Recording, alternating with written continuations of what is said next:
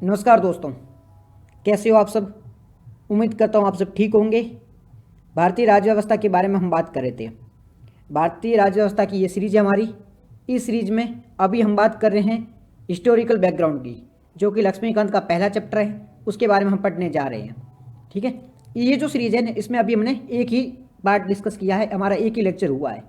उस लेक्चर में हमने बात करी थी पॉलिटी का इंपॉर्टेंस क्या है, वो हमारा एक इंट्रोडक्शन वीडियो था। ठीक है, उसके बारे में जो हमने बात करी थी वो ओनली इंट्रोडक्शन थी कि पॉलिटी क्यों इंपॉर्टेंट है, पॉलिटी में किस प्रकार के यूपीएससी क्वेश्चन पूछती है। हम चाहे तो 10-15 दिन में लक्ष्मीकांत को खत्म करके ये जो सीरीज है इसे खत्म कर सकते हैं, बट हमारा उद्देश्य कभी नहीं रहेगा कि ओनली लक्ष्मीकांत को बेसिक ऊपर ऊपर से देखो और ख़त्म कर दो। हम जो चीज़ें देखने वाले हैं काफ़ी डिटेल से देखने वाले हैं, और जो चीज़ें देखने वाले हैं, जो हमारी सीरीज होने वाली है, इससे बाहर यूपीएससी हो चाहे स्टेट पीसीएस हो, बाहर क्वेश्चन नहीं बनने चाहिए। यही हमारा मेन उद्देश्य है, यही हमारा मेन टारगेट है। इस वजह से हम इसको धीरे धीरे बहुत समग्र अध्ययन करेंगे। ठीक है, काफ़ी समग्र अध्ययन करेंगे, ताकि जो हमारी सीरीज है इसके माध्यम से हमारा पूरा जो पॉलिटी का जो भ्रम बन बैठा हुआ है, पॉलिटी का जो हमें डर बैठा हुआ है, वो सारा खत्म हो जाए। बेसिक से एडवांस जाएंगे तो आपको ये टेंशन नहीं लेना है कि कहाँ से पढ़ना है, क्या पढ़ना है, क्या नहीं पढ़ना है। जो भी पढ़ना है यही पढ़ना है। नोट्स बनाने हैं तो इसी क्लास में बनाने हैं। ठीक है, इसके बाहर कहीं भी जाने की जरूरत नहीं है। इतना डिटेल से हम इसे अध्ययन करने वाले हैं। यूट्यूब पे है, फ्री है, इसका मतलब ये नहीं है कि इसे टाइम पास के लिए बनाया जाएगा, नहीं। इसका मतलब है कि इसे काफ़ी डिटेल में बनाया जाएगा। तो चलिए अब आगे की ओर बढ़ते हैं। अभी तक हमने क्या डिस्कस किया था? अभी तक हमने बात किया था पॉलिटी क्यों इंपॉर्टेंट है, कितने प्रीलिम में क्वेश्चन बनते हैं, कितने मेंस में बनते हैं, क्या टाइप रहने वाला है, करंट अफेयर किस प्रकार से बनना है। ठीक है, फिर हमने कुछ टर्मिनोलॉजी को भी देखा था, जैसे राजनीति क्या होती है, राज्य व्यवस्था क्या होता है, इसके बारे में हमने बात करी थी। उसके बारे में बात करी थी हमने, स्टेट के बारे में बात करी थी, नेशन स्टेट के बारे में बात करी थी, नेशन के बारे में बात करी थी। ये सारे टर्म्स हमने देखे थे। ठीक है, इनको देखने का मतलब था कि हमारे बेसिक स्ट्रॉन्ग हो, हमें चीज़ें आसानी से समझ में आए, जो चीज़ पूछी जा रही है उसका मतलब क्या है, ये सारी चीज़ें समझ आए। इस वजह से हमने ये बेसिक टर्म देखी थी। उसके बाद में राज्य का उद्देश्य क्या होता है, राज्य के एलिमेंट क्या क्या है, ये सारी चीज़ें डिस्कस करी थी। उसके बाद में हमने देखा था कि ये पॉपुलेशन है, टेरिटरी है, सोवरेनिटी, गवर्नमेंट, ये क्या होता है, किस प्रकार से इनसे मिलकर राज्य बनता है, राज्य बनता किस प्रकार से परफॉर्म करता है, टेरिटरी क्या होती है, सोवरेनिटी क्या होती है। ठीक है, सोवरेनिटी होती है किस प्रकार की होती है, इंटरनल सोवरेनिटी क्या होती है, एक्सटर्नल सोवरेनिटी क्या होती है। ठीक है, गवर्नमेंट क्या होती है, गवर्नमेंट किस प्रकार से काम करती है, नेशन क्या होता है। ठीक है, राष्ट्र जो लोगों के इमोशन से बना होता है वो किस प्रकार से काम करता है, इसकी आइडेंटिटी क्या है, ये सारी चीज़ें हमने काफ़ी डिटेल से डिस्कस करी थी। फिर हमने बात करी थी नेशन स्टेट के बारे में, नेशन स्टेट क्या है, यूनेस्को की क्या डेफिनेशन है नेशन स्टेट से लेके, वो सारी चीज़ें डिस्कस करी थी। एथनिसिटी के बारे में बात करी थी, एथनिसिटी क्या होती है, जातीयता क्या होती है, किस प्रकार से इसकी थ्योरी उभर के आई थी, नेशन स्टेट की थ्योरी कहाँ से आई थी, ये सारी चीज़ें अभी हम डिस्कस कर चुके हैं। अब हम बात करने वाले हैं इंडिया क्या है। ठीक है, इतनी हमने सब कुछ जान लिया था कि भाई एक होता है नेशन स्टेट, यहाँ पे देख लेते हैं। एक हमने देखा था नेशन स्टेट, और एक देखा था हमने स्टेट नेशन। नेशन स्टेट के बारे में तो हम अभी तक बात कर चुके हैं, नेशन स्टेट क्या होता है इसके बारे में अभी तक हम बात कर चुके हैं।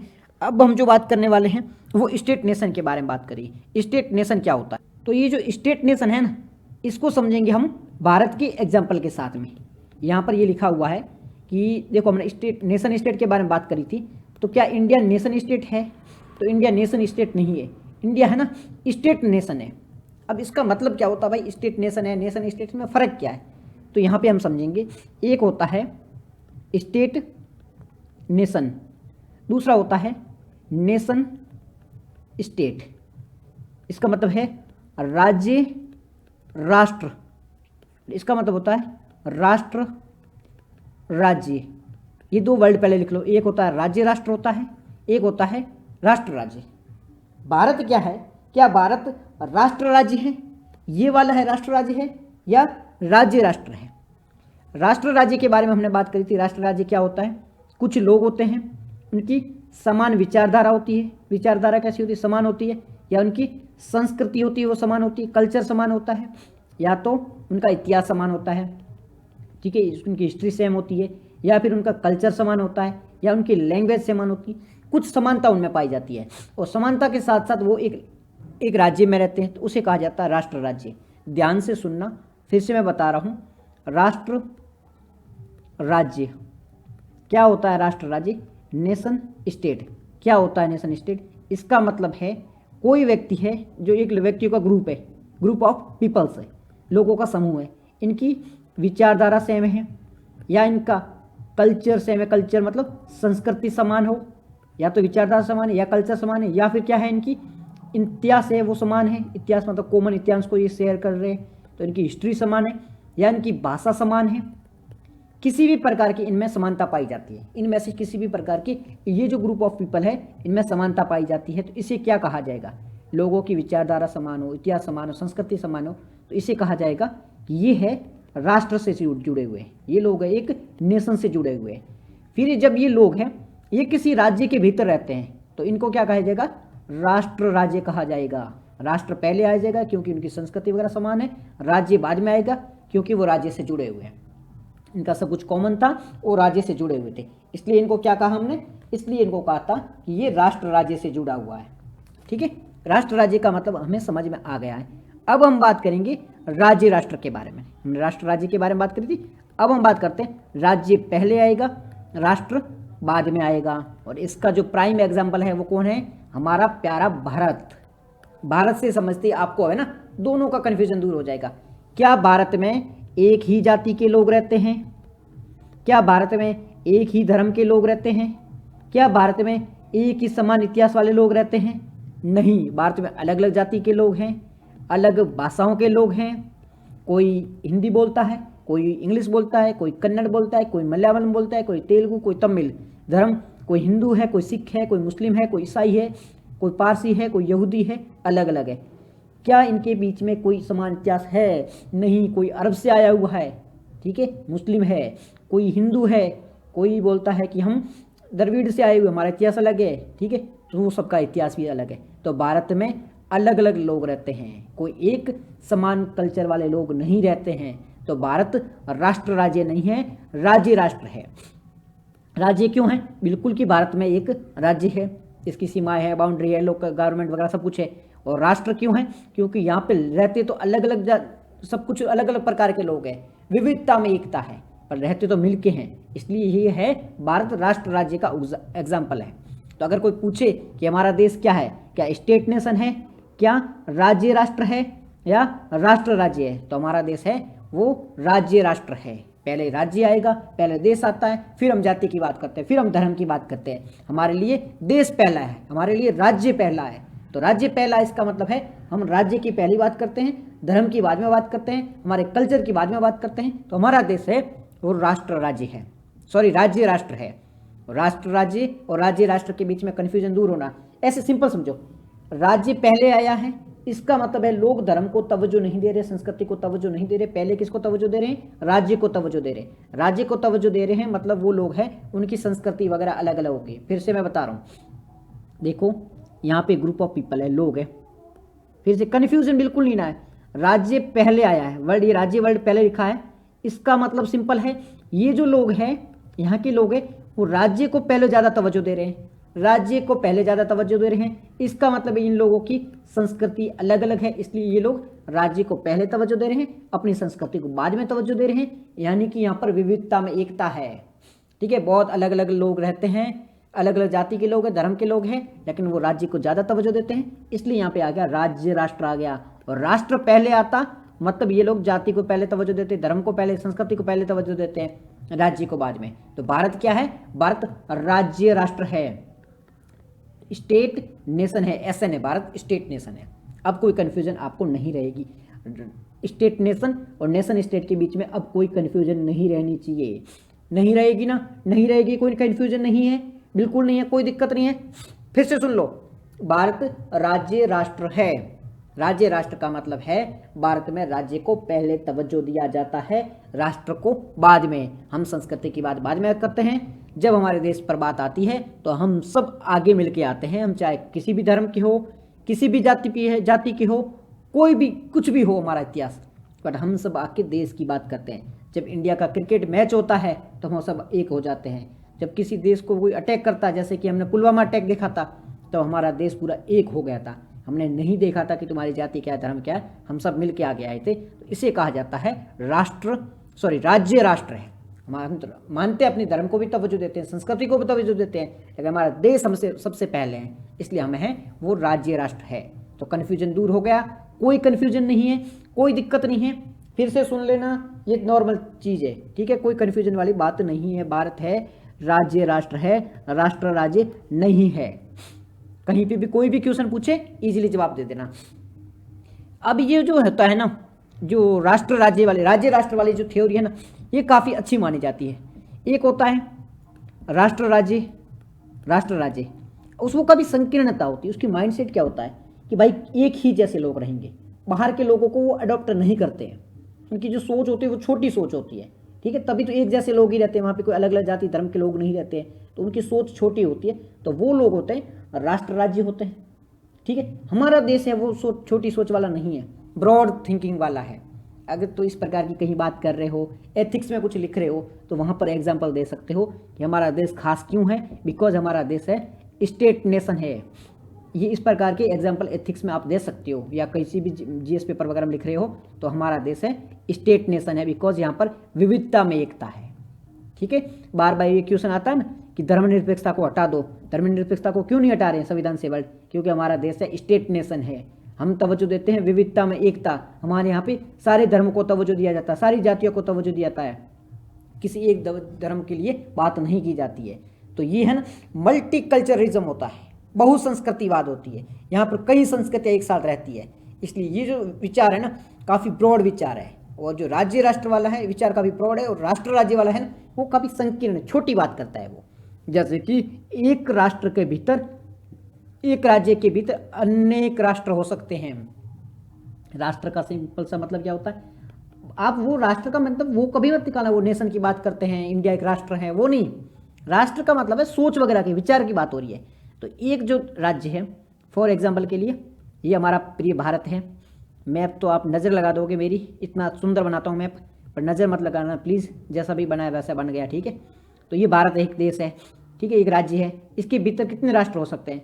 पंजाब अलग राष्ट्र हो सकता है, ठीक है, उनकी अलग सोच है, उनके अलग विचार है। गुजरात अलग हो सकता है, मेरा प्रिय राजस्थान अलग हो सकता है, महाराष्ट्र अलग हो सकता है, तमिलनाडु अलग हो सकता है, आंध्रा अलग हो सकता है, ठीक है, कर्नाटक अलग हो सकता है, केरल अलग हो सकता है, उड़ीसा अलग हो सकता है, नॉर्थ ईस्ट अलग हो सकता है, सारे राज्य अलग अलग हो सकते हैं। सारे राज्य अलग मतलब सारे एक राष्ट्र है, पंजाब राष्ट्र, राजस्थान राष्ट्र, गुजरात राष्ट्र है। तो एक राज्य के भीतर अनेक राष्ट्र हो सकते हैं, एक राष्ट्र राज्य के भीतर अनेक राष्ट्र हो सकते हैं। क्या एक राष्ट्र के भीतर अनेक राज्य हो सकते हैं? इट इज़ नॉट पॉसिबल, क्योंकि राज्य बनने के लिए पूरी एक टेरिटरी चाहिए, पूरी एक गवर्नमेंट चाहिए, तो पॉसिबल नहीं है। तो एक राज्य के भीतर अनेक राष्ट्र हो सकते हैं, बट एक राष्ट्र के भीतर अनेक राज्य नहीं हो सकते हैं, ठीक है। राज्य एक होगा, राष्ट्र अनेक हो सकते हैं। यहाँ पे ऐसा भी हो सकता है कि राज्य एक है, राष्ट्र भी एक है, वो पॉसिबल है, तो उसे क्या कहा जाएगा? उसे कहा जाएगा राष्ट्र राज्य। मैं एक बार क्वेश्चन पूछता हूँ, उसका आंसर दो जल्दी से। राष्ट्र राज्य क्या होता है? जल्दी से दो, एग्जाम्पल के साथ जल्दी से आंसर दो, क्यों कहीं पर भी लिख दो। एक होता है राज्य राष्ट्र, एक होता है राष्ट्र राज्य, दोनों के एग्जाम्पल दो। इंडिया किस प्रकार का नेशन है? इंडिया किस प्रकार का नेशन है? इंडिया है राज्य राष्ट्र। इंडिया के लिए राज्य पहले है, राष्ट्र बाद में है, और राष्ट्र पहले होता है, राज्य बाद में होता है। वहाँ पर धर्म को ज़्यादा तवज्जो दी जाती है। कन्फ्यूज मत होना, क्वेश्चन सॉल्व हो गया। आगे बढ़ते हैं। अब हम बात कर लेते हैं फीचर की, विशेषताओं की बात करते हैं कि जो राज्य राष्ट्र होता है जैसे कि भारत, तो इसे राज्य राष्ट्र क्यों कहा जाता है, इसकी क्या विशेषता है? तो विशेषताओं के बारे में बात करें, सबसे पहली जो विशेषता है राज्य राष्ट्र की, पहली विशेषता है वो क्या है? यहाँ पर विषम संघवाद है, असिमेट्रिकल विषम संघवाद। मतलब क्या होता है? असिमेट्रिकल, असिमेट्रिकल की स्पेलिंग क्या होती? ASY, symmetrical federalism, federalism. तो इंडिया है वो असिमेट्रिकल फेडरलिज्म है। असिमेट्रिकल फेडरलिज्म या विषम संघवाद का मतलब क्या होता है? इसका मतलब है कि भारत में कुछ जो राज्य हैं उनको विशेष पावर दी गई है। ये थोड़ा टर्म आपको समझ में नहीं आएगी। हम बात कर रहे हैं राज्य राष्ट्र के बारे में बात कर रहे हैं। किसके बारे में बात करें हम? राज्य राष्ट्र के बारे में बात करें। एक वर्ड है हमारा, एक था राष्ट्र राज्य था, एक था राज्य स्टेट नेशन था। हम बात कर रहे हैं स्टेट नेशन की। तो अब हमें बात करेंगे स्टेट नेशन जो होता है, राज्य राष्ट्र होती है, इसकी विशेषता क्या है। मैं बार बार इस वजह से बोल रहा हूँ क्योंकि आपको कोई भी कन्फ्यूजन नहीं होनी चाहिए। हम राज्य राष्ट्र के बारे में बात कर रहे हैं। राज्य राष्ट्र की विशेषता क्या है? राज्य राष्ट्र की जो पहली विशेषता है वो विषम संघवाद होता है। विषम संघवाद, विषम संघवाद। अब विषम संघवाद का मतलब क्या है? विषम का मतलब क्या होता है? विषम का मतलब आपको पता है? एक होता है 1, ये 2, 4, ये होता है सम होता है 1, 3, 5, ये क्या होता है? विषम होता है। विषम का मतलब है कोई फिक्स नहीं है, मतलब थोड़ा झुका हुआ है। विषम मतलब असिमेट्रिकल है, फिक्स नहीं है इस पर, ये असिमेट्रिकल है, ठीक है। ये कोई आकार, तो ये सिमेट्रिकल है, ये असिमेट्रिकल होगी। तो असिमेट्रिकल मतलब कोई फिक्स आकार नहीं है। तो विषम संघवाद का मतलब है भारत में क्या सिस्टम होता है? भारत में कुछ राज्यों को विशेष अधिकार दिए गए हैं, उनके लिए अलग से प्रावधान किए गए हैं। कैसे? कुछ राज्य जैसे कि नॉर्थ ईस्ट की बात करते हैं, वहाँ पे अलग प्रावधान दिए गए हैं। जैसे कि हम 370 कश्मीर के पास था, क्यों हटाया गया? बिकॉज कि कश्मीर को कुछ विशेष पावर दिए गए थे, इसलिए बार बार विरोध भी हो रहा था, ठीक है। तो कश्मीर किसका उदाहरण था? विषम संघवाद का उदाहरण था। अभी कौन से राज्य है विषम संघवाद का उदाहरण है? तो अभी है नॉर्थ ईस्ट के राज्य हैं, उनको विषम कुछ विशेष अधिकार दिए गए हैं, बिकॉज कोई वो पिछड़े हुए राज्य हैं, वहाँ पर विकास नहीं है, वहाँ पर डेवलपमेंट नहीं है, वहाँ की जो ज्योग्राफिकल कंडीशन है, जो भौगोलिक वहाँ पे जो स्थिति है वो है, उनको आगे नहीं बढ़ने दे रही है, वो अभी काफ़ी पिछड़े हुए हैं। तो उनको आगे बढ़ाने के लिए सरकार ने संविधान के माध्यम से कुछ उन्हें विशेष पावर दी गए हैं, कुछ विशेष अधिकार दिए गए हैं। तो हमारा जो संविधान है विषम संघवाद का उदाहरण है। और ये विषम संघवाद का उदाहरण है, ये जो हमारा राज्य राष्ट्र का कॉन्सेप्ट है, राज्य राष्ट्र का कॉन्सेप्ट किससे जुड़ा हुआ है? ये विविधता में एकता से जुड़ा हुआ है। हमारा देश काफ़ी विविध है लेकिन फिर भी एक है, इससे जुड़ा हुआ है। तो ये जो विषम संघवाद का जो पॉइंट है वो किससे जुड़ा हुआ है?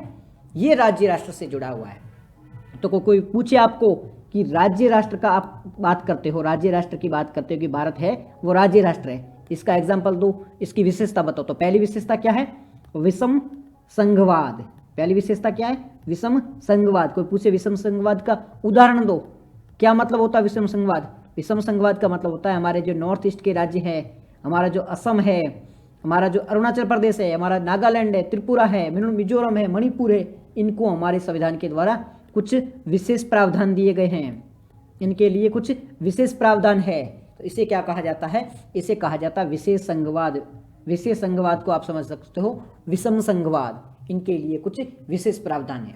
विषम का मतलब आप समझ गए होंगे, संघवाद का मतलब समझ गए होंगे। संघवाद यानी फेडरलिज्म। फेडरलिज्म का मतलब क्या होता है?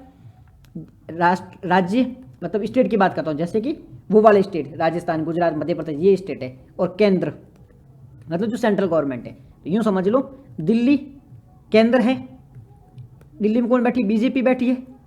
ऐसे आपको आसानी समझ में आए, बीजेपी बैठी है। और हम बात कर लेते हैं कर्नाटक की या तेलंगाना की बात कर लेते हैं, वहाँ कौन है? वहाँ कांग्रेस है। तो ये बीजेपी और कांग्रेस के बीच में पावर है वो बांटी गई है। ये किसका उदाहरण है? ये संघवाद का उदाहरण है। संघवाद का मतलब यही होता है कि केंद्र और ये केंद्र है, सेंट्रल गवर्नमेंट है, ये स्टेट गवर्नमेंट है, राज्य है, इन दोनों के बीच में जो सत्ता होती है, जो शक्तियाँ होती है, जो पावर होती है, ये बांटी गई है। इसे क्या कहा जाता है? संघवाद कहा जाता है। संघवाद का मतलब आप समझिए, फेडरलिज्म का मतलब ये होता है, संघवाद का मतलब ये होता है पावर को बांटना। पावर अगर एक जगह रख लेती, सारी पावर अगर मोदी जी को दी जाती तो ये क्या हो जाता? ये जो सारी पावर होती ना, इसका सेंट्रलाइजेशन हो जाता है, इसका केंद्रीकरण हो जाता है। और ये होती, अगर केंद्रीकरण हो जाता ना, तो मोदी जी तानाशाह बन जाते, किसी की नहीं सुनते, खुद जो चाहते वो करते। लेकिन भारत में ऐसा नहीं किया गया है। भारत में राज्यों को भी शक्तियाँ दी गई है, राज्य को भी कानून बनाने का अधिकार है, राज्यों को भी एक्शन लेने का अधिकार है। सारे जो पावर है वो राज्यों को भी दिया गया है। तो ये किसका उदाहरण है? ये संघवाद का उदाहरण है। तो इंडिया कैसा देश है? एक संघीय देश है, एक फेडरल कंट्री है, ठीक है। तो फेडरलिज्म का मतलब समझ गए। संघवाद का मतलब क्या होता है? पावर है वो बांटी गई है। हम संघवाद के बारे में डिटेल से आगे बात भी करेंगे, लेकिन अभी हम ओनली संघवाद शब्द को समझ रहे हैं। और विषम संघवाद मतलब क्या होता है? संघवाद है वो भी इक्वल नहीं है, कुछ राज्यों के पास में विशेष पावर है, कुछ राज्यों के पास में कम पावर है। तो सामूहिक रूप से क्या कहा जाता है? इसे कहा जाता है विषम संघवाद। तो विषम संघवाद का आप मतलब भी समझ गए, और संघवाद क्या होता है वो भी आप पता चल गया। और ये किसका फीचर है, किसकी विशेषता है? ये राज्य राष्ट्र की विशेषता है। तो राज्य राष्ट्र की हमारी पहली विशेषता क्या है? विषम संघवाद, asymmetrical federalism, asymmetrical federalism, asymmetrical federalism का अब मतलब नहीं भूलोगे। अब आपको ये समझ में आ गया कि यहाँ पर देख लो राज्य राष्ट्र, उसके हम विशेषता के बारे में बात कर रहे थे और उसकी पहली विशेषता क्या है, विषम संघवाद। अब बात करते हैं दूसरी विशेषता के बारे में। तो इसकी दूसरी विशेषता क्या है, धार्मिक भाषाई सांस्कृतिक अधिकार। तो ये है धार्मिक भाषाई सांस्कृतिक अधिकार। हमारे संविधान के देखो आर्टिकल 14 से लेके जो आर्टिकल 30 है, 32 तक मान लो, ये फंडामेंटल राइट के बारे में बात करते हैं। ये जो फंडामेंटल राइट है इसमें हमें कुछ विशेष अधिकार है दिए जाते हैं। इन्हीं विशेष अधिकारों को मूल अधिकार कहा जाता है, विशेषाधिकार दिया जाता है, ठीक है, अधिकार दिया जाता है। और ये विशेषाधिकार होते हैं, इन्हें ही मूल अधिकार यानी कि फंडामेंटल अधिकार कहा जाता है। ये जो फंडामेंटल अधिकार है इसके तहत हमें धार्मिक स्वतंत्रता का अधिकार है, ठीक है, हमारे धर्म की रक्षा कर सकते हैं, हमारे धर्म का प्रचार कर सकते हैं, ये हमें अधिकार दिया गया है। साथ ही साथ में हमें भाषा का अधिकार है, हम अलग कोई भी भाषा बोल सकते हैं, हमारी भाषा में अध्ययन ग्रहण कर सकते हैं, तथा साथ ही साथ में संस्कृति का भी अधिकार दिया गया है, कल्चरल अधिकार भी दिए गए हैं। और ये अधिकार हमें कौन देता है, ये हमारे अधिकार है भारत के संविधान के द्वारा दिए गए हैं। और ये भी किसकी विशेषता है, ये राष्ट्र राज्य राष्ट्र की विशेषता है। यानी कि हमारे देश में सारे जो धर्म हैं, चाहे वो हिंदू मुस्लिम सिख ईसाई किसी भी धर्म से व्यक्ति आता हो, उनको अधिकार है कि वो किसी भी धर्म को मान सकता है, कोई भी भाषा बोल सकता है, किसी भी संस्कृति को अपना सकता है। ये अधिकार है हमारे संविधान में दिए गए हैं और ये हमारे मूल अधिकार है। मूल अधिकार क्या होते हैं, मूल अधिकार का वैसे तो हम आगे पढ़ने वाले हैं, लेकिन अभी समझ लो जो हमें बेसिक रूप से जरूरी होते हैं, जो ह्यूमन के लिए बहुत ज़्यादा जरूरी है, जो मूल है, जो आपकी जड़ है, जो रूट है, वैसे अधिकार है जो प्राकृतिक अधिकारों से जुड़े हुए हैं, जो नेचर आपको देती है, वैसे अधिकारों को मूल अधिकार कहा जाता है। तो इसी सिंपल टर्म में अभी समझ लो, आगे इसके बारे में हम डिटेल में बात करने वाले हैं, इसकी परिभाषा भी देखेंगे, सब कुछ आगे देखने वाले हैं। लेकिन अभी समझ लो कि हमारे संविधान के द्वारा हमें कुछ अधिकार दिए जाते हैं और ये जो अधिकार होते हैं ये भाषा के अधिकार होते हैं, संस्कृति के भी अधिकार है, धार्मिक अधिकार है, अलग अलग अधिकार हैं। और ये जो है राज्य राष्ट्र की विशेषता है। तो अगर कोई पूछे कि भारत राज्य राष्ट्र है, इसके क्या उदाहरण है, क्या विशेषता है, पहली विषम संघवाद है, दूसरा हमारे पास में मूल अधिकार है जो हमें भाषा धर्म संस्कृति इसके अधिकार देता है। तीसरी विशेषता क्या है, तीसरी जो विशेषता आती है वो है संसदीय प्रणाली। अब संसदीय प्रणाली ये क्या होती है, संसदीय प्रणाली मतलब होता है पार्लियामेंट्री फॉर्म ऑफ गवर्नमेंट।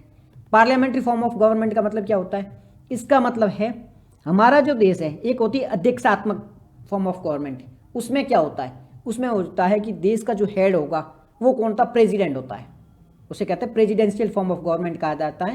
यानी कि देश का जो हेड होगा, जो गवर्नमेंट का हेड होगा वो कौन होगा, प्रेसिडेंट होगा। जैसे कि अमेरिका में क्या होता है, अमेरिका में होता है जो राष्ट्रपति होता है वही सर्वोसर्वा होता है, वही सब कुछ निर्णय लेता है, वही सब कुछ काम करता है। लेकिन हमारी देश कैसा है, हमारा देश है वो संसदीय प्रणाली है। संसदीय प्रणाली मतलब जो प्रधानमंत्री होते हैं वो गवर्नमेंट के हेड होते हैं, वो रियल पावरफुल होते हैं, सारे डिसीजन वही लेते हैं। राष्ट्रपति होते हैं वो नॉमिनल हेड होते हैं, वो नाम मात्र के हेड होते हैं, उनके पास में कोई पावर नहीं होती है, कोई विशेष अधिकार नहीं होते हैं। ठीक, कुछ नॉर्मल अधिकार होते हैं, खास अधिकार है वो किसके पास होते हैं, खास कुछ कर्तव्य है किसके पास में होते हैं, प्राइम मिनिस्टर के पास में होते हैं। तो हमारी जो गवर्नमेंट है वो प्राइम मिनिस्टर की बेस होती है, उसके आधार पर चलती है, प्रेसिडेंट के आधार पर नहीं चलती है। और वैसे इसके बारे में और भी मतलब निकलते हैं संसदीय प्रणाली की, लेकिन सिंपल ये मतलब समझ लो कि हमारे देश है वो संसदीय सिस्टम है, पार्लियामेंट्री फॉर्म ऑफ गवर्नमेंट है, वहाँ हेड होता है वो प्रधानमंत्री होता है, राष्ट्रपति होता है नाम मात्र का होता है, इसमें जो रन करने का तरीका है वो अलग होता है। ठीक है, इसमें लोकसभा राज्यसभा अपन में काम करती है, वो अलग प्रकार के हो जाएगा डिबेट, लेकिन इतना अब डिटेल में नहीं घुसेंगे क्योंकि आगे इसके बारे में हम चर्चा करने वाले हैं। अभी सिंपल सा पॉइंट है, ये हम विशेषताओं के बारे में बात कर रहे हैं, राज्य राष्ट्र की विशेषता के बारे में बात करें, इसलिए हम नॉर्मल भाषा में बता रहे हैं क्योंकि इसके अलग मतलब निकल सकते, ये अपने आप में एक बहुत बड़ा चैप्टर है, तो इसके बारे में आगे से पढ़ने वाले हैं। ठीक है, तो अभी आपको लग रहा होगा कि ये क्या बोल रहा है, क्या मतलब है इसका, तो अभी इतना लोड नहीं लेना है, अभी ओनली आपको इस टर्म से फेमिलियर होने हैं। मैंने अभी बोल रहा हूँ कि मैं जीरो से बता रहा हूँ, जीरो से मतलब बता रहा हूँ, इसका मतलब ये है कि ये जीरो से है। अभी ओनली आपको इस टर्म, ये जो शब्द होते हैं इनसे वाकिफ करवाना मेरा काम है, इनसे फेमिलियर करवाना मेरा काम है। आगे इसके बारे में हम डिटेल से पढ़ने वाले हैं, तो अभी आपको इसके बारे में समझ में नहीं आ रहा है तो भी चिंता करने की आवश्यकता नहीं है, क्योंकि हम इन सबको डिटेल में देखने वाले हैं, काफ़ी डिटेल में इनके बारे में चर्चा करने वाले हैं। तो अभी विशेषता पहली क्या थी, विषम संघवाद था हमारा देश, दूसरा क्या है, अधिकार है अलग अलग प्रकार के। तीसरा क्या है, संसदीय प्रणाली है। चौथी विशेषता क्या है, अभी ओनली आप विशेषता को ही याद रखो, रट लो, कुछ भी करके विशेषता को ही समझो। इसके अलावा आपको दिमाग नहीं लगाना है इसका मतलब क्या है, ये क्यों है, ये ऐसा क्यों है, ऐसा क्यों है, वो सब नहीं करना है। अभी आपको ओनली विशेषता को रटना है, विशेषताओं को याद करना है, इसके अंदर नहीं घुसना है। ठीक है। नेक्स्ट जो विशेषता है वो क्षेत्रीय और राष्ट्रीय दलों का मिश्रण।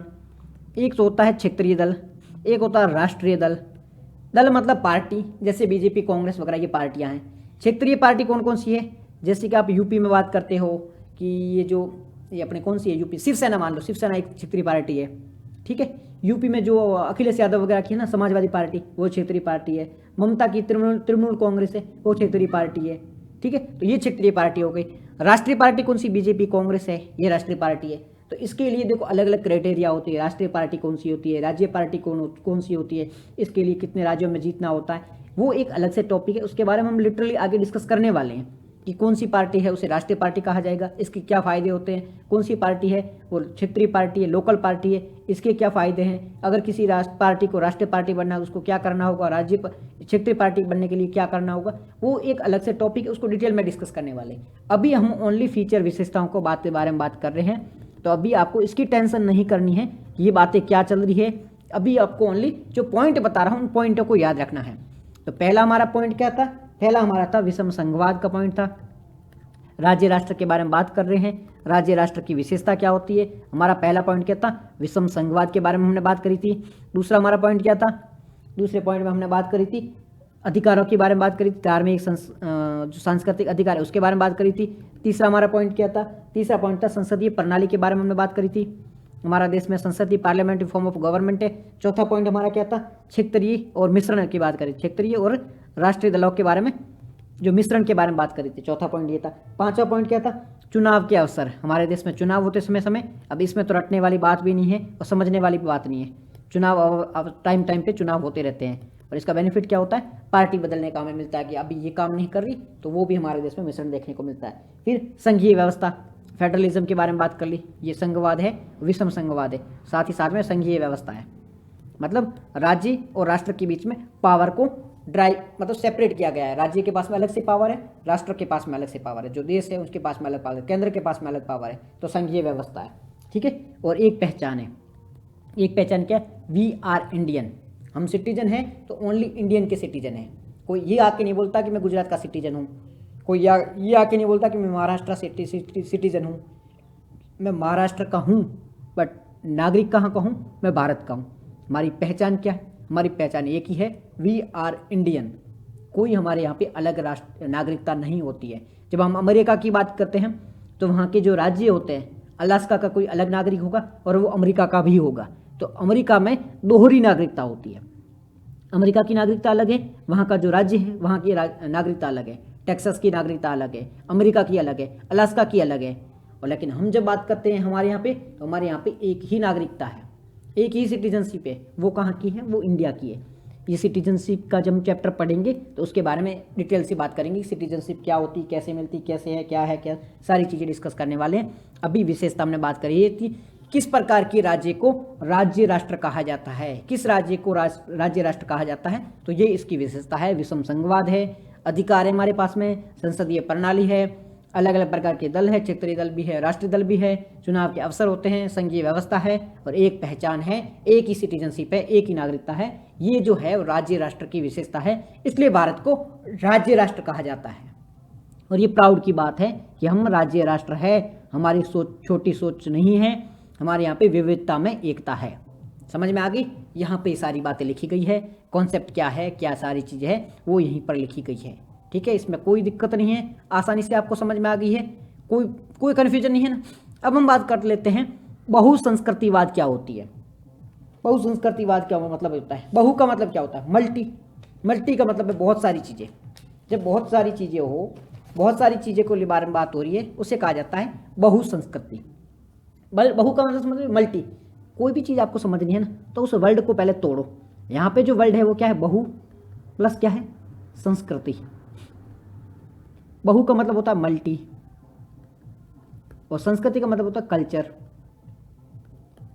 अब अब बहु का मतलब मल्टी हो गया, कल्चर का मतलब संस्कृति, तो बहुत सारी कल्चर संस्कृतियाँ एक साथ रह रही है, उसे क्या कहा जाएगा, बहुसंस्कृतिवाद कह रहा है। मैं छोटी छोटी बात, ये बिल्कुल बेसिक सा पॉइंट है, कुछ समझाने वाली बात नहीं है, फिर भी मैं कन्फ्यूजन न हो इस वजह से बार बार बोल रहा हूँ कि आपको कोई भी समस्या नहीं आनी चाहिए, कोई भी कन्फ्यूजन नहीं आनी चाहिए कुछ, क्योंकि बहुत बेसिक लेवल पर बैठे हैं लोग, इस वजह से मैं बिल्कुल बारीक में जाके बता रहा हूँ। बाकी ये पॉइंट सिंपल सा है, बहुसंस्कृति मतलब बहुत सारी संस्कृतियाँ एक जगह रहती है, इसलिए इसे बहुसंस्कृतिवाद मल्टीकल्चरलिज्म कहा जाता है, इसमें कोई कन्फ्यूजन वाली बात होती नहीं है।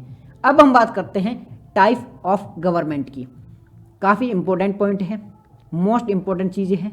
ये जो चीज़ें बताई जा रही है बहुत यूज़फुल है, बहुत ही ज़्यादा यूज़फुल है, एक एक का मतलब समझ लेना, क्योंकि ये जो वर्ड यूज़ होने वाले हैं ना, ये आपको आगे नड़ते भिड़ते रहेंगे, हर जगह दिखेंगे, न्यूज़ में दिखेंगे। मोदी जी है वो क्या बन के, एरिस्टोक्रेसी बन गई, यहाँ पे ओलिग्रेसी आ गई है, यहाँ पे मोनार्की आ गई है। ध्रुव राठी की वीडियो वगैरह देखोगे जो वो सारी इस प्रकार की वर्ड यूज़ करता है, इस प्रकार की टर्म यूज़ करता है। तो इन सारे टर्म का मतलब समझना बहुत ज़्यादा ज़रूरी है कि इनका हकीकत में, इनका वास्तविक में मतलब क्या होता है, एक्चुअल में इनका मतलब क्या होता है। बिल्कुल सिंपल भाषा में समझेंगे, कोई कन्फ्यूजन नहीं होनी चाहिए, सिंपल भाषा में समझो।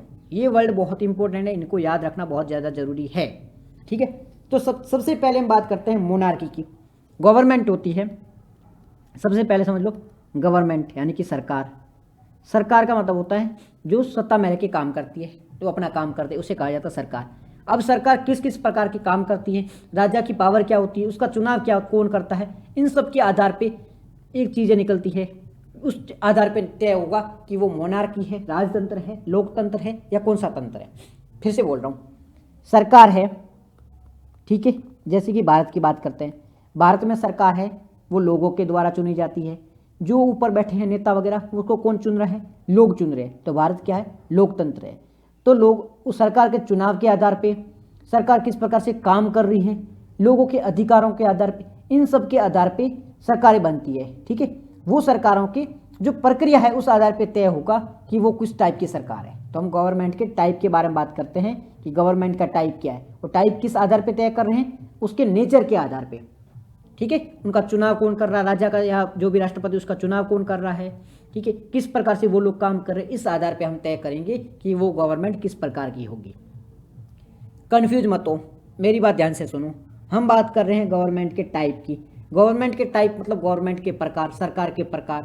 सरकार के प्रकार ये कैसे तय करेंगे, हम तय करेंगे कि सरकार का चुनाव कैसे हो रहा है, सरकार लोगों को अधिकार दे रही है कि नहीं दे रही है, ठीक है, सरकार किस प्रकार से काम कर रही है। ये जो सारे जो आधार है, इस आधार पे तय करेंगे कि सरकार का तरीका कौन सा होगा, सरकार किस टाइप की होगी, वो तय करेंगे, ठीक है। तो हम टाइप ऑफ गवर्नमेंट के बारे में बात कर रहे हैं।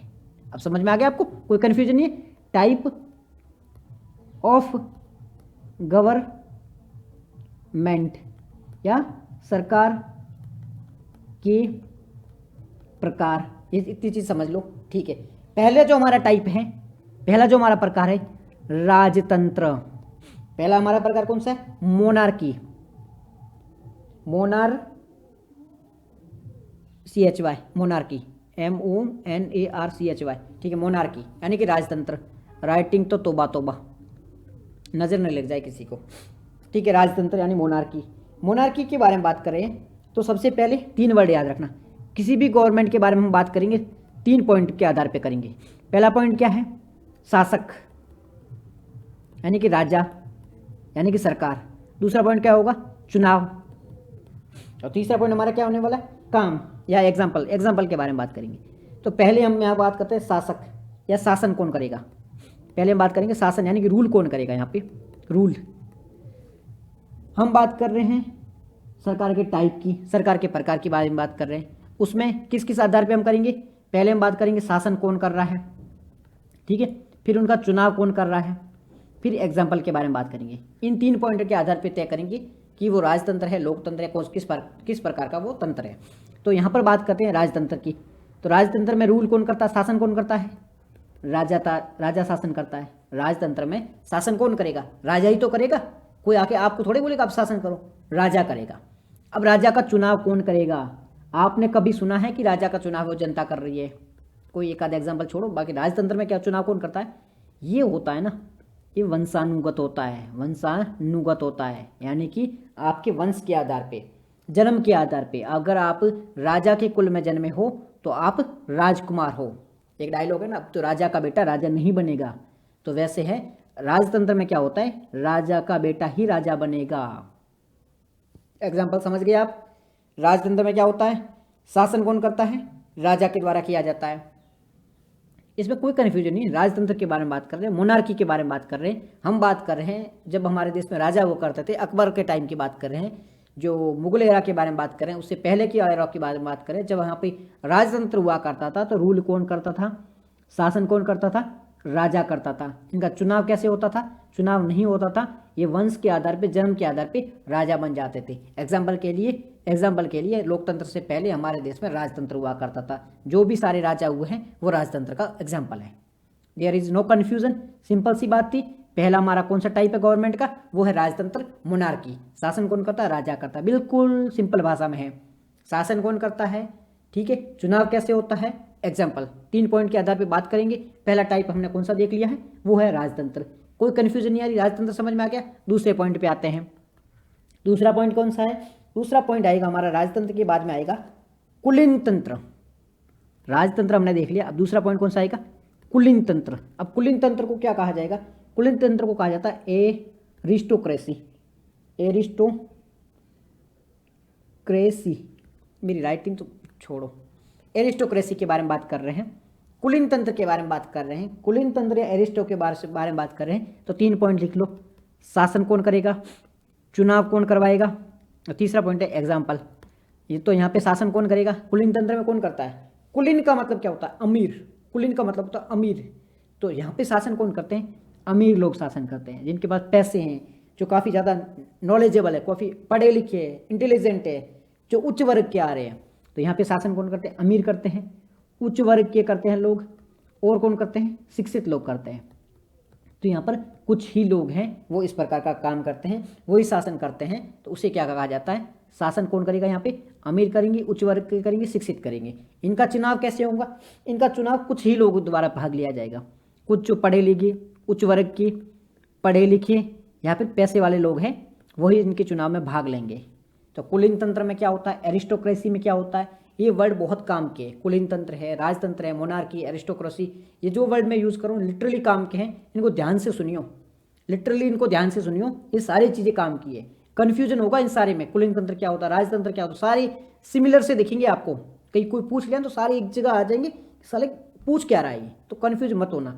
राजतंत्र के बारे में बात करी थी, एक व्यक्ति राज कर रहा था। राजतंत्र मोनार्की में एक व्यक्ति राज कर रहा था, सिंगल पर्सन है, वो राज चला रहा था, तो वो उसका राजतंत्र था। उनका चुनाव नहीं होता था, राजतंत्र में चुनाव नहीं होता था। चुनाव किसका होता था, जो बर्थ के आधार पे, जन्म के आधार पे, वंश के आधार पे चुनाव होता था, राजा का बेटा ही राजा बनता था। सेकंड किसके बारे में बात करते हैं, कुलीन तंत्र की। कुलीन मतलब होता है अमीर, अमीर लोग होते हैं वो राज करते हैं, अमीर लोग होते हैं वो शासन चलाते हैं। इनका चुनाव होता है, इनका चुनाव होते हैं, लेकिन कुछ ही लोग चुनते हैं। कौन करते हैं, जो पढ़े लिखे लोग हैं, जो अमीर लोग हैं, जो उच्च वर्ग के लोग हैं, वही चुनाव करते थे। इसे कहा जाता है कुलीन वर्ग या कुलीन तंत्र कहा जाता है। तो कुलीन तंत्र का एग्जाम्पल क्या है, जो यूनान था ना, यूनान, प्राचीन यूनान, वो कुलीन तंत्र का एग्जाम्पल था। पहला हमारा राजतंत्र हो गया, राजतंत्र का तो बहुत एग्जाम्पल है। कुलीन तंत्र का एग्जाम्पल क्या है, प्राचीन यूनान। तो वहाँ पर एरिस्टोक्रेसी हुई करती थी। तो कन्फ्यूज मत होना, राजतंत्र अलग है, कुलीन तंत्र अलग है। कुलीन में कुछ लोग है, कुलीन कुछ लोग, कुली कुछ लोग, कुलीन कुछ लोग, ऐसे समझ लो। कुलीन मतलब कुछ लोग है, कुछ लोग मतलब वो अमीर लोग है, अमीर लोग मतलब जो पढ़े लिखे शिक्षित वही लोग है, वही राज कर रहे हैं, वही लोग वोट दे रहे हैं, वो कुलीन तंत्र हो गया। तो राजतंत्र हो गया, कुलीन तंत्र हो गया। नेक्स्ट कौन सा तंत्र के बारे में बात करेंगे, नेक्स्ट हम बात करेंगे तानाशाही। तानाशाही के बारे में बात करेंगे, टिरेनी के बारे में बात करेंगे, तानाशाही, ट्रेनी के बारे में बात करेंगे। तानाशाही क्या होती है, ट्रेनी क्या होती है, इसके बारे में बात करेंगे। राजतंत्र हो गया, कुलीन तंत्र हो गया, तीसरे पॉइंट के बारे में बात करें हैं, ट्रेनी के बारे में बात करें। तो यहाँ पर शासन कौन करता है, यहाँ पर शासन कौन करता है, यहाँ पे चुनाव कैसे होता है, और यहाँ पे एग्जाम्पल क्या है। तो यहाँ पे शासन कौन करेगा, यहाँ पे एक व्यक्ति। तो राजतंत्र में भी तो एक व्यक्ति था ना भाई। तो राजतंत्र या तानाशाही में फर्क क्या है, क्या कोई राजतंत्र तानाशाही हो सकता है, जी हाँ, राजतंत्र तानाशाही हो सकता है, तानाशाही राजतंत्र हो सकता है, बिल्कुल पॉसिबल है। कोई राजा है वो तानाशाह बन के काम कर रहा है। तानाशाह का मतलब क्या होता है, तानाशाह का यूं मतलब समझ लो, जो अभी काफ़ी टर्म यूज हुआ था बीच में, मोदी जी तानाशाह है, मोदी जी तानाशाह है। तानाशाह का मतलब जो भी शासक होता है ना, जो शासक होता है वो संपूर्ण जो शक्तियाँ होती है, संपूर्ण जो पावर होती है वो अपने पास रखता है, कुछ भी फैसला लेगा वही लेगा, उसके अलावा वो किसी को ना तो अधिकार देता है, ना कोई पावर देता है, ना कुछ काम करने का अधिकार देता है। उसके जो मन में होता है वही काम देश में होता है, वही काम उस जगह होता है। उसे कहा जाता है तानाशाही कहा जाती है। तानाशाह मतलब वो इस प्रकार का राजा है, जैसे साउथ कोरिया के बारे में आप बात करते हो, वो जो किम जोंग है वो नॉर्थ कोरिया, वो तानाशाह है। वो तानाशाह मतलब किसी के पास पावर नहीं, उसके अलावा वो चाहे तो किसी को भी कभी भी मार सकता है, वो चाहे तो किसी को भी खत्म करवा सकता, उठवा सकता, कुछ भी करवा सकता है। तो वो एक तानाशाही का उदाहरण है। तानाशाही का मतलब है एक व्यक्ति के पास में संपूर्ण पावर का होना। यहाँ पे शासक भी एक व्यक्ति होगा, पावर भी एक व्यक्ति के पास में होगी, उसके अलावा कोई कुछ भी नहीं करेगा, तो उसे कहा जाएगा तानाशाही, ट्रेनी कहा जाएगा। तो राजतंत्र है वो तानाशाह हो सकता है, तानाशाही है वो राजतंत्र हो सकती है, बट कुलीन तंत्र है वो तानाशाही नहीं हो सकती, क्योंकि तानाशाही के अंतर्गत एक ही व्यक्ति राजा करता है, एक ही व्यक्ति राज करता है। ठीक है, तो तानाशाही है वो कुलीन तंत्र नहीं हो सकती, तानाशाही है वो कभी लोकतंत्र नहीं हो सकती, लोकतंत्र में कभी तानाशाही नहीं हो सकती। तो ये याद रखना, तानाशाह मतलब होता है एक व्यक्ति राज करता है, यहाँ पे एक ही व्यक्ति शासक होता है, वो सब कुछ काम करता है, वो तानाशाही है। इनका चुनाव कोई इनको नहीं हटा सकता, इसकी मर्जी पे चुनाव करता है। ये जो व्यक्ति होता है वही तय करता है कि चुनाव किस प्रकार से होगा। एग्जाम्पल के लिए हिटलर बाबा, यहाँ पर तानाशाही होती। जब जर्मनी में हिटलर का राज था तो संपूर्ण जो पावर थी, संपूर्ण जो शक्तियाँ थी वो हिटलर के पास थी, तो वो किसका एग्जाम्पल था, वो कुलीन तंत्र का एग्जाम्पल था। ठीक है, तो कुलीन तंत्र वो तानाशाही का एग्जाम्पल था। तो अब आपको तानाशाही समझ में आ गई होगी, तानाशाही का मतलब क्या है वो आपको समझ में आ गई होगी। अब देखो तानाशाही हो गई है, उसके बाद में नेक्स्ट जो हमारा वर्ड है, नेक्स्ट जो टाइप आता है वो आता है कुलीन तंत्र या श्रेष्ठ तंत्र। श्रेष्ठ तंत्र, इसे ओलिगोक्रेसी कहा जाता है। इसलिए इंग्लिश के वर्ड भी साथ साथ में याद रखना, क्यों अभी मैं बताता हूँ क्यों। देखो कुलीन तंत्र हमने पहले भी देखा था, लेकिन वो कौन से वाला था, वो एरिस्टोक्रेसी वाला था, एरिस्टोक्रेसी वाला था। अभी कौन से के बारे में बात करें, ओलिग्रेसी वाले। इसलिए इंग्लिश के वर्ड भी याद रखना, क्योंकि हिंदी में है ना इतना ज़्यादा डिफरेंस नहीं था। वो जो कुलीन तंत्र था उसे अभिजात तंत्र भी कहा जाता है, अभिजात तंत्र। ये जो ओलिगोक्रेसी वाला है ना कुलीन तंत्र, इसे श्रेष्ठ तंत्र कहा जाता है। अब यहाँ पे डिफरेंस समझ लो, ये कुलीन तंत्र जिसे क्या जाता है अभिजात तंत्र, अभिजात तंत्र, यहाँ एरिस्टोक्रेसी, एरिस्टोक्रेसी। यहाँ पे कौन सा है ओलिग्रेसी, ओलिग्रेसी या फिर श्रेष्ठ तंत्र कह दो, या ये भी कुलीन तंत्र। इन दोनों में डिफरेंस क्या है, यहाँ पर जो राज कर रहे हैं ना वो शासक है, कौन है, पढ़े लिखे हैं, उच्च वर्ग के, यहाँ पे शिक्षित लोग ही शासन कर रहे हैं। जो हमने बात करी थी एरिस्टोक्रेसी में, एरिस्टोक्रेसी में शिक्षित लोग हैं, पढ़े लिखे लोग हैं, वही शासन कर रहे हैं। एरिस्टोक्रेसी में कौन शासन कर रहे हैं, पढ़े लिखे शिक्षित लोग, उच्च वर्ग के लोग शासन कर रहे हैं। ओलिग्रेसी में कौन कर रहे हैं, ओलिग्रेसी में शासन कर रहे हैं कुछ ही लोग कर रहे हैं जो पावर के दम पर, ये पढ़ाई के दम पर, एजुकेशन के दम पर, ये पावर ताकत के दम पर, उनके पास में हथियार है, ताकत है, इसके दम पर ही शासन कर रहे हैं। और ये जो शासन कर रहे हैं वो किसके दम पर कर रहे हैं, क्योंकि ये पढ़े लिखे हैं, इस दम पर ये शासन कर रहे हैं। तो ओलिग्रेसी और जो एरिस्टोक्रेसी है, इन दोनों में सिंपल सा डिफरेंस क्या है। ओलिग्रेसी का मतलब है ताकत ज़्यादा है, एक कुछ व्यक्ति शासन कर रहे हैं लेकिन उनके पास में बाहुबल ज़्यादा है, ताकत ज़्यादा है, ठीक है, बहुत स्ट्रांग है, पावरफुल है, किस मायने में, ताकत, उनके पास में स्ट्रेंथ बहुत ज़्यादा है। और बात करते हैं जब एरिस्टोक्रेसी की, जो अभिजात तंत्र की बात करते हैं, तो वहाँ शिक्षित लोग हैं, दिमाग से बहुत ज़्यादा ताकतवर लोग हैं। तो एरिस्टोक्रेसी और ओलिग्रेसी, एरिस्टोक्रेसी का मतलब होता है अभिजात तंत्र या कुलीन तंत्र, दोनों वर्ड यूज हो सकते हैं। फिर से देखो ये आपको कन्फ्यूजन करेगा, मैं इसलिए कह रहा था बार बार कि यहाँ पर कन्फ्यूजन चलेगा। कुलीन तंत्र नाम के दो वर्ड आते हैं, एक आता है अभिजात तंत्र और एक यहाँ पे होता है कुलीन तंत्र या श्रेष्ठ तंत्र। अब इन दोनों में डिफरेंस क्या है, ये होता है एरिस्टोक्रेसी, एरिस्टो, इंग्लिश वाला वर्ड याद रखना, सिंपल से समझ में आ जाएगा। एरिस्टोक्रेसी होता है, ये होता है ओलिग्रेसी,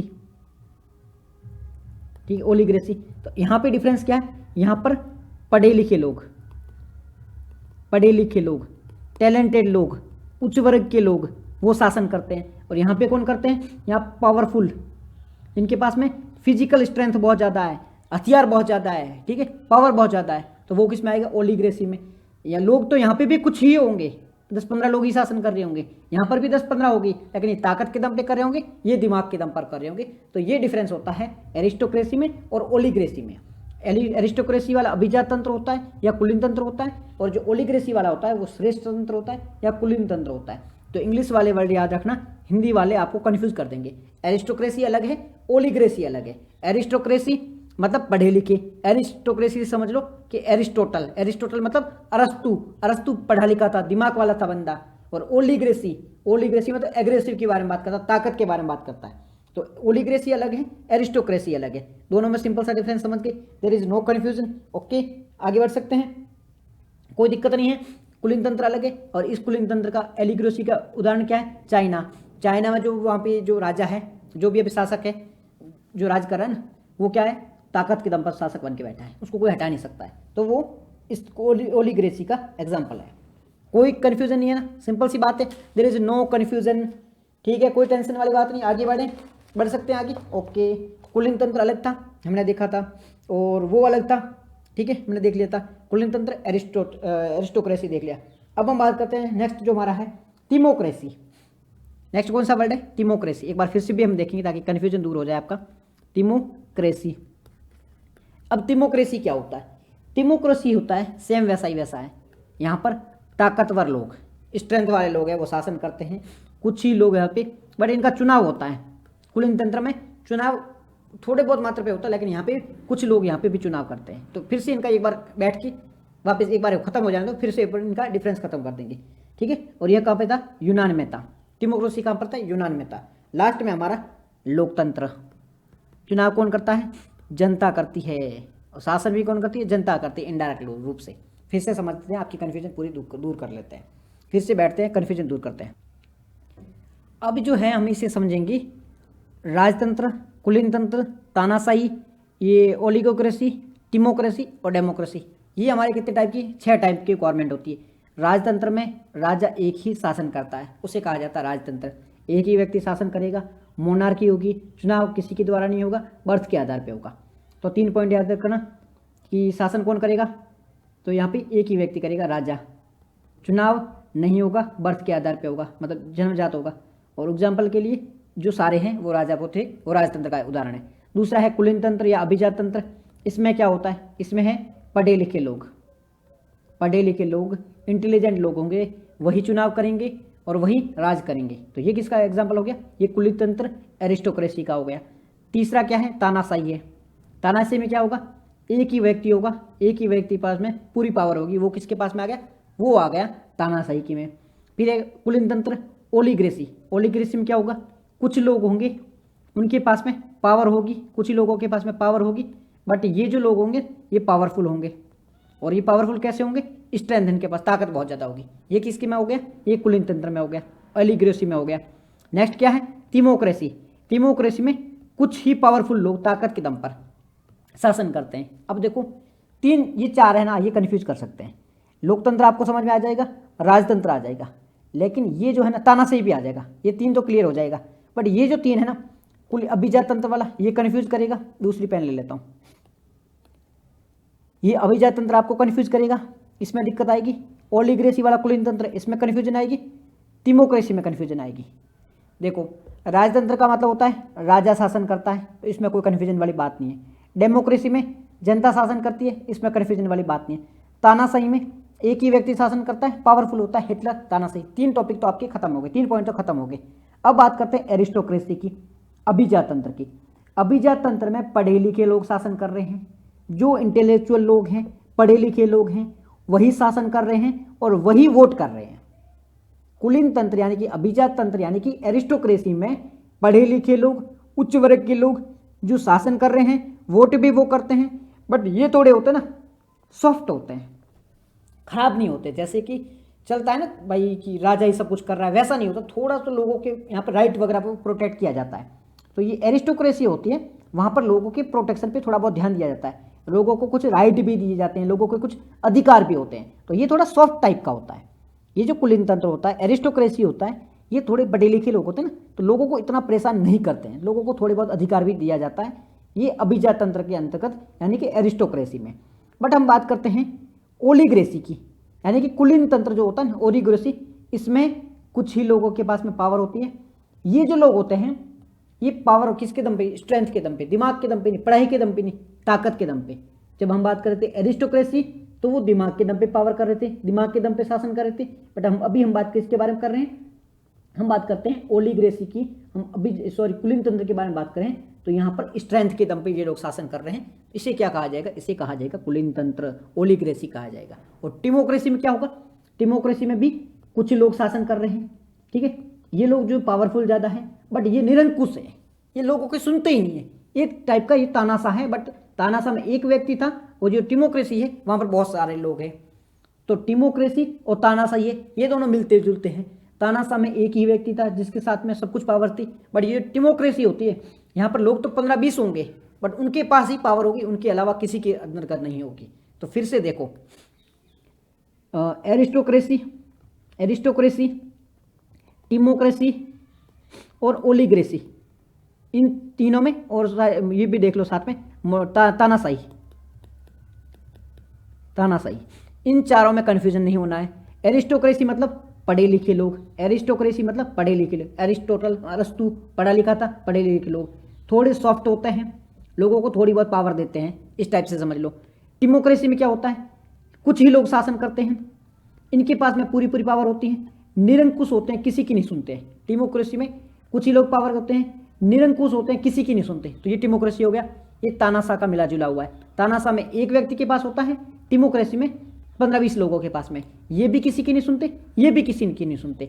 और जो एरिस्टोक्रेसी है वो और ये ओलिग्रेसी मिलता जुलता है। एरिस्टोक्रेसी में कुछ लोग होते हैं, पढ़े लिखे लोग होते हैं लेकिन शासन करते हैं, और ओलिग्रेसी में होते हैं कुछ लोग होते हैं बट वो पढ़े लिखे नहीं होते, ताकतवर होते हैं। एरिस्टोक्रेसी ओलिग्रेसी है, इन दोनों से थोड़ा कम संतुलित है, यहाँ पे लोगों को थोड़े बहुत पावर मिलते हैं। तो फिर से बता रहा हूँ, इन टर्म में कन्फ्यूजन आपको नहीं होना है। एरिस्टोक्रेसी अलग है, ठीक है, टिमोक्रेसी अलग है, ठीक है। फिर उसके बाद में एरिस्टोक्रेसी, टिमोक्रेसी और हमारा था ओलिग्रेसी, इनमें आपको कन्फ्यूजन नहीं होता। एरिस्टोक्रेसी में पढ़े लिखे लोग हैं, वहाँ पर लोगों को थोड़े बहुत अधिकार दिए जा रहे हैं। ओलिग्रेसी में ताकतवर लोग हैं लेकिन फिर भी लोगों को थोड़े बहुत अधिकार दिए जा रहे हैं। टिमोक्रेसी है, वहाँ पर ना तो पढ़े लिखे लोग हैं, ओनली ताकतवर लोग हैं, लोगों को अधिकार बिल्कुल नहीं दिए जा रहे हैं। और ये जो है ना तानाशाह से जुड़ा हुआ है, टिमोक्रेसी है वो तानाशाह ही जुड़े हुए हैं, यानी कि ये किसी की नहीं सुनते, ये ट्रेनी है, निरंकुश है, निरंकुश शासन का था, निरंकुश। तानाशाह मतलब निरंकुशता, तो वही निरंकुशता से जुड़े हुए हैं। तानाशाही, निरंकुशता, ये जो होते हैं ये इक्विवेलेंट होता है। तो आपको यहाँ पर कन्फ्यूजन नहीं होना है, सिंपल से वर्ड है, कन्फ्यूजन नहीं होना है। यहाँ पे बात हो रही है राजतंत्र, एक व्यक्ति शासन करता है, कुलीन तंत्र, अभिजात तंत्र, एरिस्टोक्रेसी, यहाँ पर लोग तो 15, 20, 30, 40, 50 भी काम कर सकते हैं, बट ये पढ़े लिखे लोग होंगे, वही लोग वोट करेंगे और लोगों को थोड़ा बहुत पावर भी, अधिकार भी दिए जाएंगे। उसके बाद में जो आते हैं वो आते हैं ट्रेनी, तानाशाही, ये किसी की नहीं सुनते, निरंकुश होते हैं, ठीक है। उसके बाद में आता है ओलिग्रेसी। ओलिग्रेसी में जो लोग शासन करते हैं ये कुछ ही लोग करते हैं, बट ये जो लोग होते हैं ताकत के दम पे शासन करते हैं और थोड़ा बहुत लोगों को पावर देते हैं, कम देते हैं पर थोड़ा बहुत जरूर देते थे। फिर आता है टिमोक्रेसी, ये लोग होते हैं पावरफुल होते हैं, कुछ ही होते हैं, बट ये तानाशाह जैसे लोगों को पावरफुल नहीं, पावर वगैरह कुछ नहीं देते। फिर आता हमारा डेमोक्रेसी, लोकतंत्र आता है, सबसे अच्छा दोस्त हमारा। यहाँ पे लोगों को पावर होती है, लोगों की सरकार होती है, लोग शासन करते हैं, सब कुछ होता है वो लोगों का ही होता है, ठीक है। तो अभिजात तंत्र जिसके बारे में बात करी थी हम, कुलीन तंत्र जिसे कहा था, जिसे एरिस्टोक्रेसी कहा था हमने, ये ठीक अच्छा शासन होता है। फिर अत्याचार के बारे में वही वो कुलीन तंत्र था ना हमारा, ओलिग्रेसी, उसके बारे में बात कर रहे हैं। फिर ये अलग अलग प्रकार के शासन है, इसके बारे में हमने अच्छे से बात करी। प्रजातंत्र, लोकतंत्र, राजतंत्र के बारे में बात करी, टिमोक्रेसी के बारे में बात करी। तो इस टाइप के शासन है जो अच्छे से हमने बात करी, कोई कन्फ्यूजन आपको इससे रिलेटेड नहीं होना चाहिए। वर्ड अलग अलग हो सकते हैं बट आपको टेंशन नहीं लेनी है। यहाँ पर यही बात करी गई है। एनार्की, एनार्की मतलब वही बात हो रही है किसके बारे में, तानाशाह के बारे में बात हो रही है। तो एनार्की, तानाशाही करो, ट्रीनी कहो, एनार्की कहो, तो यहाँ पर एक ही व्यक्ति होगा, ताकतवर होगा, एक ही व्यक्ति के पास में पावर होगी, वो किसी की नहीं सुनेगा, इसे एनार्की कह दो, इसे तानाशाही कहो, इसे ट्रीनी कहो, कुछ भी कहो, यहाँ पर एक ही व्यक्ति होगा। तो ये वर्ड से कन्फ्यूजन नहीं होना, ये वर्ड अलग अलग हो सकते हैं। इसे अराजकता भी कहा जाता है, इसे तानाशाही कहा जाता है, इसे निरंकुशता कहा जाता है, निरंकुश, ये सारे वर्ड हैं एक व्यक्ति से जुड़े हुए हैं। उसके बाद में नेक्स्ट आता है मोनार्की, और जो डिक्टेटरशिप आती है, जो मोदी जी होता है, ये थोड़ी निरंकुशता ज़्यादा होती है। यहाँ पर राजतंत्र जैसा होता है, तो यहाँ पर एक ही व्यक्ति शासन करता है। एनार्की तो एनार्की मतलब मान लो जंगल राज है, अराजकता, जंगल है, कोई मतलब कहने वाला नहीं, कोई रूल ही नहीं, कोई शासन ही नहीं है, तो वो है एनार्की टाइप की, जंगल एकदम जंगल ही जंगल पड़ा है, जंगल राज कहा जाता है ना, वहाँ पर कोई कभी भी किसी को मार सकता है, कोई रूल नहीं है, कोई जंगल नहीं है, कोई कायदे नहीं है, कोई कानून नहीं है, तो वो है एनार्की। यहाँ पे कोई शासन नहीं कर रहा है। थोड़ा मैं मतलब ये यहाँ पे ये इस बात को समझना कि एनार्की है वो अलग है। एनार्की मतलब जंगल राज के बारे में बात हो रही है, ठीक है, अराजकता के बारे में बात हो रही है। मैंने यहाँ पे बोला तो शासन एक ही व्यक्ति करता नहीं, यहाँ पे कोई शासन नहीं कर रहा है। एनार्की में जंगल राज है, अराजकता है, कोई शासन नहीं कर रहा है।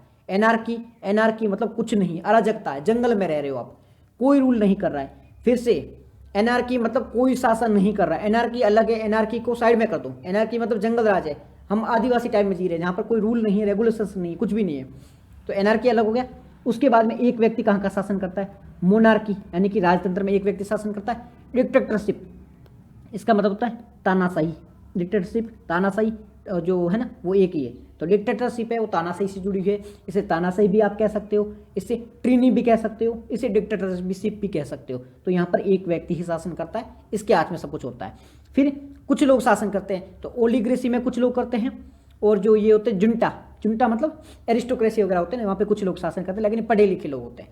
तो ओलिग्रेसी, जुंटा, ये वर्ड अलग अलग हो सकते हैं, ये वर्ड में कन्फ्यूज नहीं होना है आपको, है ना। 2-3 वर्ड समझ लोगे ना तो आपको दिक्कत नहीं आएगी। एनार्की समझ लो, यहाँ पे जंगल राज है, कोई दिक्कत नहीं, अराजकता पूरी। मोनार्की राजतंत्र है, डिक्टेटरशिप निरंकुशता है, ठीक है, और डेमोक्रेसी आपको पता ही है। तो ओलिग्रेसी है, फिर जुंटा आ जाए, फिर कुछ भी आ जाए, तो आपको वहाँ पे कन्फ्यूजन नहीं होना है। डेमोक्रेसी डायरेक्ट हो सकती है, इनडायरेक्ट भी हो सकती है। डायरेक्ट में कैसे मतलब कैसे होते हैं, जनता है वो डायरेक्ट जाके शासन करती है, ठीक है, जनता ही चुनती है, जनता जब चाहे तब उसे हटा देती है, जो भी होता है वो जनता द्वारा सब कुछ होता है, उससे कहा जाता है डायरेक्ट डेमोक्रेसी। और होता है इनडायरेक्ट, होता है रिप्रेजेंटेटिव होता है, उसका मतलब होता है जनता अपने द्वारा लोगों को चुन के वहाँ भेजती है। ये डिटेल में बहुत आगे से डिटेल में पढ़ेंगे, सिंपल पॉइंट बता रहा हूँ इनके बारे में, आगे डिटेल में इनके बारे में अलग से टॉपिक है, तो कन्फ्यूज आपको नहीं होना। डेमोक्रेसी क्या है, किस प्रकार से परफॉर्म करती है, अलग से इनके बारे में टॉपिक है, ठीक है। तो अराजकता, यहाँ पे कोई शासन नहीं करता है, एक शासन का साम्राज्य राजतंत्र है, वहाँ पे एक व्यक्ति होगा, और जो भी निरंकुश था वहाँ पर भी एक व्यक्ति होगा। कुलीन तंत्र और ये जो जुंटा मुंटा है वहाँ पर कुछ ही लोग शासन करेंगे, और प्रजातंत्र के बारे में हमें पता है ही। तो ये थी इसके बारे में। नेक्स्ट जो हमारा होने वाला है डेमोक्रेसी के बारे में, लेकिन इसके बारे में हम आगे डिस्कस करेंगे, कल से डिस्कस करेंगे। अभी जो हमने पढ़ा है तो सिंपल कुछ टाइप पढ़े हैं गवर्नमेंट के, राजतंत्र के बारे में बात करी, कुलीन तंत्र के बारे में बात करी, तानाशाही के बारे में बात करी है, ओलिग्रेसी के बारे में बात करी है, ठीक है, टिमोक्रेसी के बारे में बात करी, डेमोक्रेसी के बारे में बात करी है हमने, मल्टीलेटरलिज्म के बहुसंस्कृतिवाद होते हैं उसके बारे में बात करी है, भारत किस प्रकार का राज्य है उसके बारे में बात करिए। 3-4 ही पॉइंट हमने डिस्कस किया है, लेकिन उससे टाइम बहुत ज़्यादा लगा है, बिकॉज कि हमें कन्फ्यूजन नहीं होना है, इस वजह से इसमें टाइम लगाया है। क्योंकि दिक्कत आती है, ये सारे पॉइंट हैं वो क्लियर नहीं होती, कन्फ्यूजन होती है। अभी भी कोई भी कन्फ्यूजन हो तो आप है वो कमेंट कर देना, आपका कन्फ्यूजन है वो दूर कर दिया जाएगा नेक्स्ट जब वीडियो लेंगे तब। तो कोई भी कन्फ्यूजन आए, कोई समझ ना आए तो कॉमेंट में बता देना, ओके, ठीक है। चलो मिलते हैं नेक्स्ट वीडियो में, तब तक के लिए बाय, धन्यवाद।